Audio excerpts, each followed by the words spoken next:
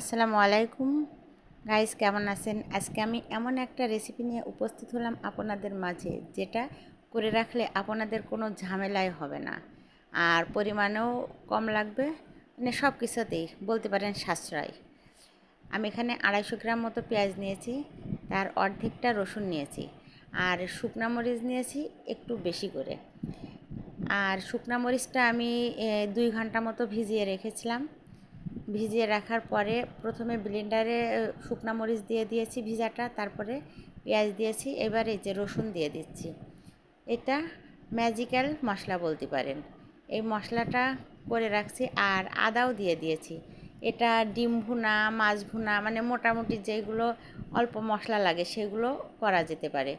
কিন্তু আর এইটা দিয়ে রান্না করলে তরকারির কালারও আসে, বেশ দুর্দান্ত কালার আসে। এই যে আমি মশলাটা করে নিচ্ছি, আর এখানে দিয়ে দিব 2 থেকে 3 টেবিল চামচ সরিষার তেল।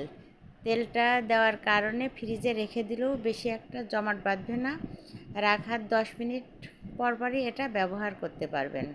এটা আপনারা একদম মানে মিহু করে ফেলতে পারেন, আর এইভাবে একটু দানা দানাও রাখতে পারেন।